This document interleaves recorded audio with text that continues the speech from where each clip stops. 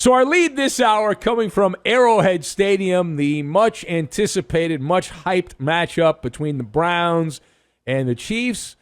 A rematch of the divisional playoff game back in January. You know it was big because CBS sent Jim Nantz and Tony Romo to Arrowhead Stadium to be part of the festivities, their number one broadcast team. I don't know if you saw the game or not, if you watched it.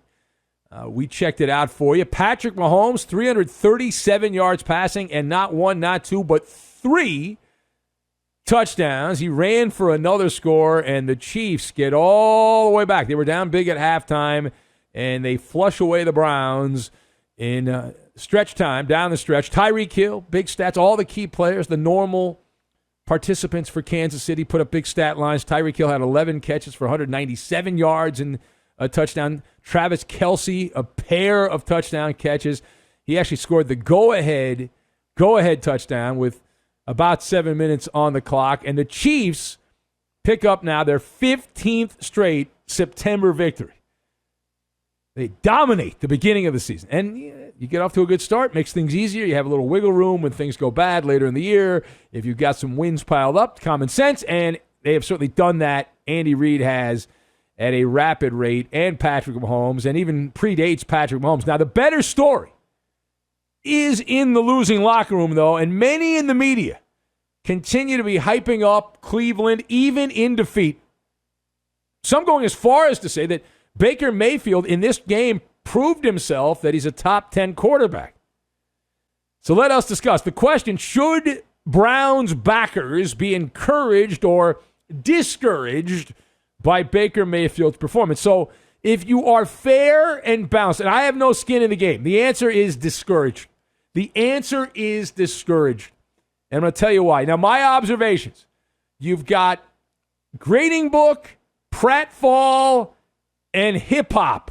And we will lock all of these things together in the form of a marginal monologue. Now, number one. All right, so we begin the festivities here with an obvious point. The people that are pumping up Baker Mayfield must be Pee-wee football fans, Pop Warner fans. This is professional football. You don't get an attaboy and a ribbon for coming close. So sorry, not sorry. I'm not here to praise Baker Mayfield. You're not only judged by the first half, you're graded over the full body of work. Now, if you look at the grading service we provide on this show, and the grading book, Baker Mayfield, give him an A, an A- in the first half, but in the fourth quarter, money-making time, in fact, really the entire second half, he gets a D, as in defeat for Baker Mayfield. Cleveland was unable to finish the mission. The Browns went blow for blow, but they're the boxer who was winning the fight six rounds into the fight, and then the end of the fight, they just went sideways. The end of the fight, they went sideways, and they were no longer able to keep their composure. They couldn't play any defense at that point, and they were useless in the late rounds. So they won the stat sheet in several areas in terms of yards. They had more yards than Kansas City, the Browns did. First downs, averaged 8.2 yards per play, a gaudy number. But in the end, they end up getting an L next to their name. And they were leading the race, and they started cramping right before the final mile marker at the New York Marathon down the stretch, which is disheartening, right? It is disheartening. It is discouraging. And then you look even closer at Baker Mayfield in particular. Because for all of the good statistics that Baker put up early in the game, and the numbers looked pretty impressive, he was also exposed. This is the problem the Browns are going to have going forward. That at some point, Baker Mayfield's going to have to put his big boy pants on and make plays down the stretch of games against good opponents to win games. And can he do it? We know the Browns can run the ball with Nick Chubb and Kareem Hunt. Those are the headliners. The offense runs through them. That's why we laughed when people talked about Baker Mayfield being the MVP. How can you be the MVP when you're the third most important player on the team? As long as you hand the ball off to Nick Chubb to the right and Kareem Hunt to the left, you're fine. Right? Baker Mayfield's job is to pretty much stay out of the way for most of the game. He's the offensive caretaker. Don't screw it up. His final numbers were not bad, but key moments down the stretch. Now, the Browns had some botched plays on special teams. The one punt in particular comes to mind. But Baker also has to share ownership on this, as he was a big part of the pratfall. Cleveland needed Baker Mayfield to make a couple of extra plays in the fourth quarter to stop the bleeding. And, Kansas City was making their move. We all knew it. And so the Browns had to fend off the Chiefs, and that required Baker Mayfield to play well. He played his worst football in crunch time. Now, what is my evidence? All right, Baker Mayfield, over the first three quarters, had a passer rating of 118.7. He was dominant in the first three quarters of the game. He only had 4 incompletions, was averaging almost 15 yards. It was over 13 yards per attempt. But in the fourth quarter, how did he do? Don't ask. Baker Mayfield sucked at a time you cannot suck. He had a passer rating of 53.7 in the final stanza and threw an interception. Not good enough. And, of course, the quarterback defenders said, well, it's not his fault. It's this guy's fault, the other guy's fault. Do better. Be better. Baker Mayfield also was sacked by Chris Jones before halftime. Now, I gave him a good grade for the first half, but in hindsight, that play by Chris Jones knocked the Browns offense out of field goal range, and those 3 points precious at the end of the game. Now, if you look around, there's other blame. You can pass the blame game around. The Cleveland Browns defense, they were pushovers on third down. Kansas City was 9 of 13 on third down in this game. So bad job by them. But Baker Mayfield's the quarterback. He's the guy that was getting some love for the MVP award. You're like, wait a minute. I mean, they turned to Baker in the fourth quarter, and this is what they got. I believe he only attempted one pass in the entire third quarter of this particular game, which, again, proves the point that the Browns are Nick Chubb and Kareem Hunt. That's who the Browns are. And then Baker Mayfield's the third wheel in this offense. All right, final point. So let's go to the Chiefs side here. For them, it is more of the same. It is standard operating procedure in a good way. Kansas City is so good. How good are they?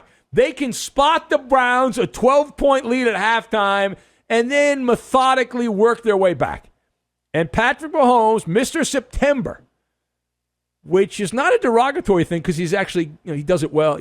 Typically does pretty well in the playoffs, although he's had some shaky performances in the Super Bowl. But Patrick Mahomes, now 11-0 in September and averaging over 330 yards per game. All of those numbers, the best in NFL since 1950s. That's as far as they go back. Minimum 10 games in September. But the Chiefs, this goes back to pre-Patrick Mahomes. This goes back to Alex Smith, the Chiefs' running success, winning success, and running success in the month of September.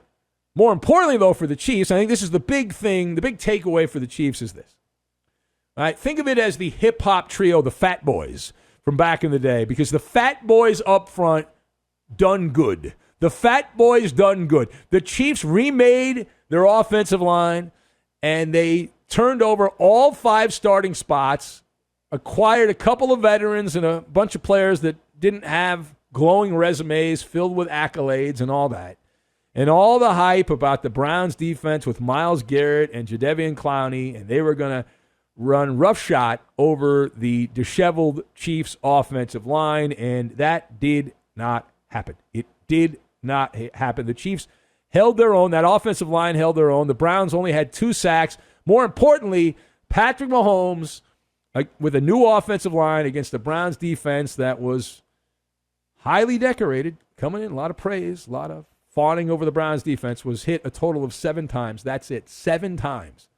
So the new-look offensive line, at least for week number 1, gets a very good grade. Very good grade for their week 1 performance. All right, let's hear from some of the participants here. And Patrick Mahomes, he is very polished now with the media. He's got that goofy-sounding voice. Here is the Chiefs quarterback commenting on getting into the victory column out of the gates. Yeah, I mean, it's week 1. I mean, obviously, that's a really good football team. We had to battle and find a way to get a win. Week 1 is important because you want to win a game against a team that you think that has a chance to be in the playoff and you think you do. So this could matter at the end of the season. But at the end of the day, it takes a week-by-week, day-by-day mentality to get there in the end. Week by week, day by day, hour by hour, minute by minute, second by second. All right, yeah, here's Andy Reid. Andy, very programmed, very robotic, paint by numbers Andy when he comes out and addresses the media. And here is Andy Reid and having fans in attendance, something that now that I know COVID's still around, but fans are allowed, and so it's cool. It's neat to see football with people. They're human beings, and he enjoyed that. Listen, what a game! My hat goes off to the Cleveland Browns. I mean, Kevin's done a tremendous job with that football team, and I mean, it was just a heck of a game. The fans, our fans were unbelievable. I mean, we let them out of the cage. I mean, it was they were wild. What cage had they been in? Do we know? I think that's a crime, Andy. I don't think you're allowed to keep fans in cages. I don't.